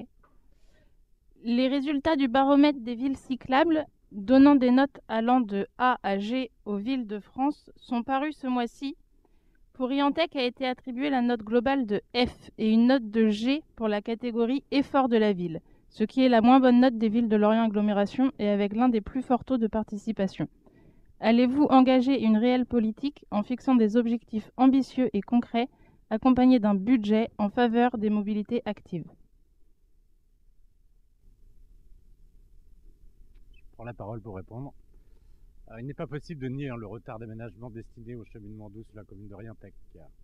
Les élus en sont tous conscients de ce retard, et il n'est pas utile d'attendre des résultats de baromètre des villes cyclables pour faire ce constat. Pourquoi ce retard? Je vous rappellerai simplement le manque de capacité financière de la commune depuis 20 ans. On en a un peu parlé tout à l'heure lors du débat budgétaire. En 2008, cette capacité d'investissement était de 200 000 euros. À ce jour, il est environ de 500 000 euros. Dernièrement, sur les réseaux sociaux, un collectif vélo vantait le projet de voie express vélo sur Rennes Agglomération. L'investissement s'élève à 12 millions d'euros. 400 000 euros au kilomètre linéaire. Et oui, ça fait rêver. Ça fait rêver. Et j'en rêve aussi. La réalisation de seulement 6 km de voies cyclables sur Riantec engloutirait intégralement les finances communales sur la période d'un mandat, sans autre entretien ni réalisation. Autre exemple de projet plus local cette fois, un devis à plus de 225 000 euros pour 1 km linéaire sur Riantec. Heureusement, sur ce projet, il n'y a pas d'acquisition foncière à prévoir. Je reprends donc au groupe minoritaire par une autre question. Face au constat cité précédemment, l'ensemble du groupe minoritaire soit-il vraiment des objectifs si ambitieux que cela en matière de mobilité active? Mes prochains propos s'adresseront au Yaka et Faucon. Pas plus tard qu'avant-hier, avec 6 élus, nous avons planché près de 2 heures sur un avant-projet de mise en place d'un cheminement mixte sur une voie d'un peu plus d'1 kilomètre. Les problématiques que nous avons soulevées sont nombreuses. Trouver une solution favorable pour le plus grand nombre est très complexe. Il faut jongler avec les circuits de bus et l'emplacement des abris et arrêts, le circuit des ordures ménagères et le ramassage des bacs, les impacts au niveau des riverains, l'ajout d'éclairage public, la sécurisation du cheminement, les coûts qui, je le rappelle, doivent être maîtrisés, l'activité économique, les éventuelles acquisitions foncières, les règles urbanistiques et environnementales ainsi que celles du code de la route. Je vous assure que l'exercice n'est pas si facile que veut bien faire le faire croire cette publication sur les réseaux sociaux. Mais ne vous inquiétez pas, dans les mois à venir, vous serez amenés à travailler et à afficher vos positions sur ces différents projets. Enfin, et pour finir, je souhaiterais vous citer les 2 premiers éléments de la charte de l'élu local. Petit 1, l'élu local exerce ses fonctions avec impartialité. diligence, dignité, probité et intégrité. Petit 2, dans l'exercice de son mandat, l'élu local poursuit le seul intérêt général, à l'exclusion de tout intérêt qui doit lui être personnel, directement ou indirectement, ou de tout intérêt particulier. Enfin, pour finir, face à un budget communal assez maigre, nous élus devons faire des choix, des arbitrages entre plusieurs options, parfois même à l'encontre de nos valeurs, mais toujours dans le sens de l'intérêt général. Voilà. Bon, je suis allé voir sur le site, là effectivement, 103 personnes avaient répondu sur Orientech, 142 à l'Anester, 80 à Locmiquélic, 65 à Kervignac, et une bonne 80 personnes. Bon, on n'est pas si mauvais que ça, hein. Kervignac c'est pareil, Locmiquélic c'est pareil, Hennebont, oui effectivement, ils ont une lettre E à Hennebont, effectivement, sauf que à Hennebont, une fois que ça bouchonne, hein, c'est pas, voilà. Et puis on parle de vélo, mais on oublie pour ceux et celles qui ne peuvent pas faire de vélo, ou de l'autre côté de la CCBBO, et en termes de transport en commun pour aller sur la ville-centre, c'est un peu difficile. Faut pas l'oublier.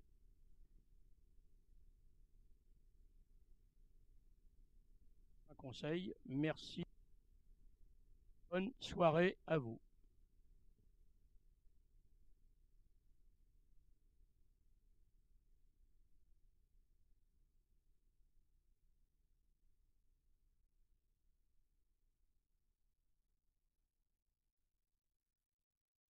Et